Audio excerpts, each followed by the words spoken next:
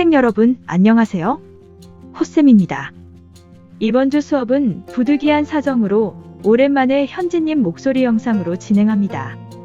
드디어 내일 학생 여러분의 얼굴을 볼 수 있겠네요. 큰 이변이 없기를 바라면서 수업을 시작하겠습니다.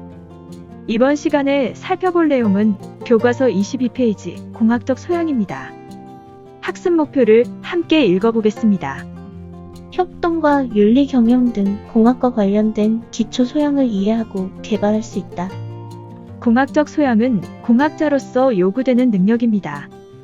공학은 문제를 해결하기 위해 새로운 방법과 다양한 공학적 해결책을 찾는 종합적인 학문입니다. 공학적 문제 해결 과정에는 수학이나 과학, 기술 분야의 여러 지식과 학문이 통합되어 응용됩니다.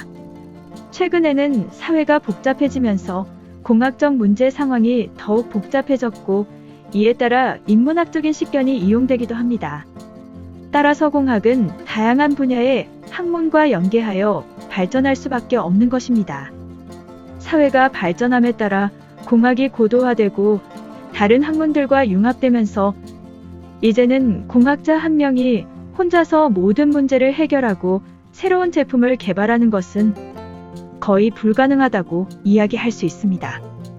그래서 공학자에게 높은 수준의 공학적 지식은 당연히 필요한 능력이고 추가적으로 팀워크, 공학윤리, 경영능력, 창의력, 리더십, 통찰력 등 다양한 능력이 요구되고 있습니다. 이를 공학적 소양이라고 합니다. 다양한 공학적 소양 중 먼저 팀워크에 대하여 알아보겠습니다. 팀워크를 표준국어 대사전에서 찾아보면 팀이 협동하여 행하는 동작 또는 그들 상호 간의 연대라고 정의하고 있습니다. 말 그대로 협동 또는 협력을 뜻하는 것입니다. 팀의 구성원들이 공동의 목표를 달성하기 위해 상호 협력하는 활동을 팀워크라고 이야기할 수 있습니다. 여기서 팀은 여러 사람들이 공동의 목표를 달성하기 위해 능력과 책임을 공유하는 집단입니다. 오늘날 공학과 기술은 끊임없이 발전하고 있고 또한 그 발전 속도가 점점 빨라지고 있습니다. 이러한 상황에서 제 아무리 훌륭하고 뛰어난 공학자라 할지라도 혼자서 모든 것을 다 한다는 것은 불가능하겠지요. 따라서 다양한 분야의 공학자들이 팀을 이루어 문제 해결책을 탐색하고 이로 인하여 우리 생활에 사용하는 다양한 제품들이 개발되고 있습니다. 상황에 따라서는 공학자뿐만 아니라 예술가나 인문학자와 함께 팀을 이루는 경우도 많이 있습니다. 짧게 이야기하면 공학이 고도화되고 정교화될수록 팀워크의 중요성이 점점 증대되고 있다고 이야기할 수 있습니다. 이렇게 팀 단위로 문제를 해결해 나갈 때는 다음과 같은 장점이 있을 수 있습니다. 첫 번째, 팀원들의 다양한 관점과 경험 그리고 지식이 더 좋은 결과를 가져올 수 있습니다. 팀 구성원 개개인의 각각 다른 경험은 문제를 인식하고 해결책을 찾아 나갈 때 각각의 다양한 관점으로 문제를 분석할 수 있게 해주고 여기에 각자 자신의 분야에 대한 전문적인 지식이 결합한다면 혼자서는 할 수 없는 창의적이고 혁신적인 방안으로 문제를 해결할 수 있고 이런 과정에서 혁신적인 제품이 탄생할 수 있습니다. 두 번째, 팀원들이 협력할 경우 아이디어의 질과 생산성이 향상될 수 있습니다. 두 번째 경우에 전제 조건은 팀원 모두가 열심히 노력하고 긍정적으로 협력한다는 것입니다. 이것이 일반적으로 많은 사람들이 기대하는 협동의 결과이고 긍정적 협동에 의한 시너지가 생겨서 생산성이 더욱 향상된다는 것입니다. 마지막 세 번째, 팀원들이 함께 결정한 사항들은 팀원들에게 더욱 잘 받아들여져 문제 해결 과정을 원활하게 진행할 수 있습니다. 인간은 심리적으로 의사결정 과정에 자신의 의견이 반영되었다고 생각되면 더욱 긍정적인 자세로 책임감을 가지고 과정에 참여하게 되고 이것은 전체적인 문제 해결을 위한 과정이 원활하게 진행되는데 큰 도움을 주기도 합니다. 하지만 팀 단위 문제 해결 과정에 장점만 있는 것은 아닙니다. 팀이 잘 운영되지 않았을 때 발생할 수 있는 우려되는 문제점도 있습니다. 첫 번째, 팀원 간에 서로 협력이 이루어지지 않으면 오히려 개인 단위로 혼자 문제를 해결해 나갈 때보다 생산성과 효율이 떨어질 수 있습니다. 협동을 저해하는 많이 발생되는 상황은 무임승차의 경우입니다. 집단으로 무엇인가를 진행할 때 가장 많이 발생하는 경우입니다. 두 번째, 팀원 간에 생기는 갈등으로 인한 어려움이 발생할 수도 있습니다. 사람이 모여 있는 경우에는 필연적으로 갈등이 발생할 수밖에 없습니다.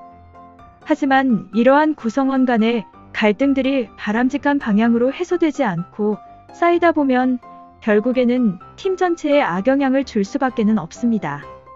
세 번째, 집단 사고에 빠져 비합리적인 의사결정을 할 수도 있습니다. 집단 사고란 응집력이 높은 팀에서 대안의 분석 및 이해 제기를 억제하고 합의를 쉽게 이루려고 하는 심리적 경향을 이야기하는 것입니다.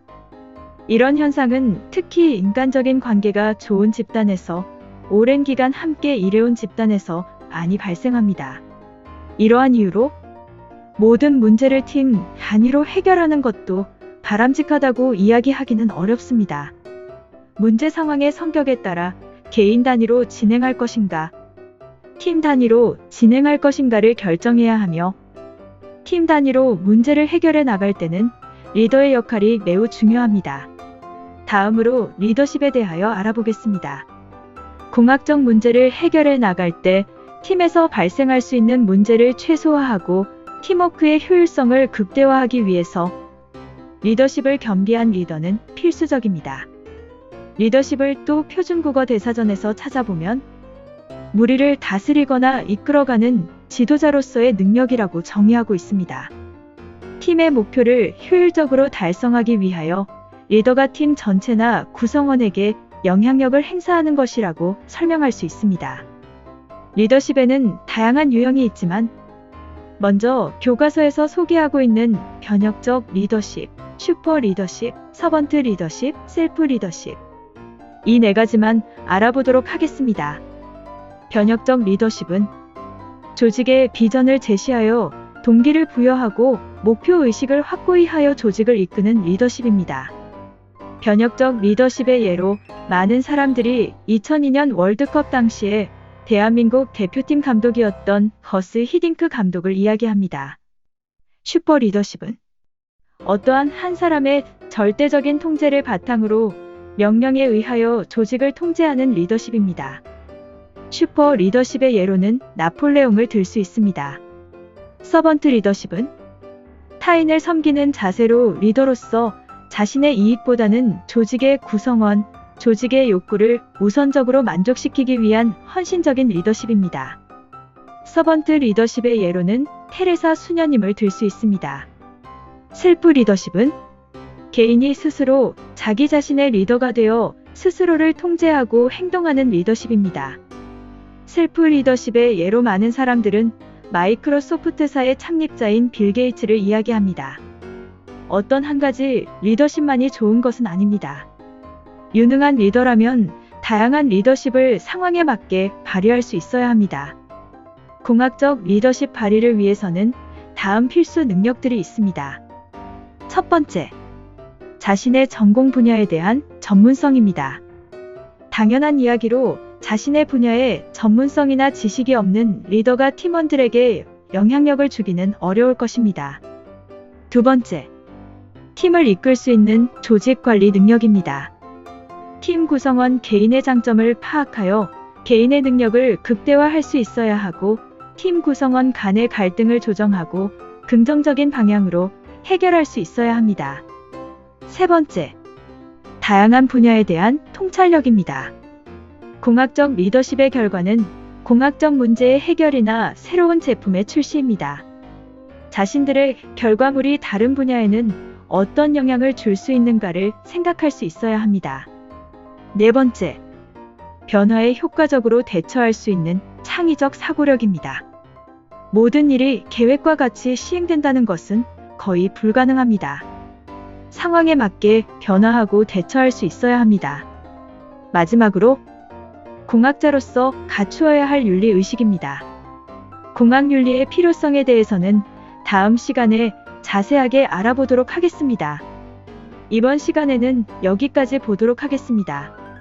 다음 시간에는 공학과 경영 및 공학윤리에 대하여 알아보도록 하겠습니다. 수고하셨습니다.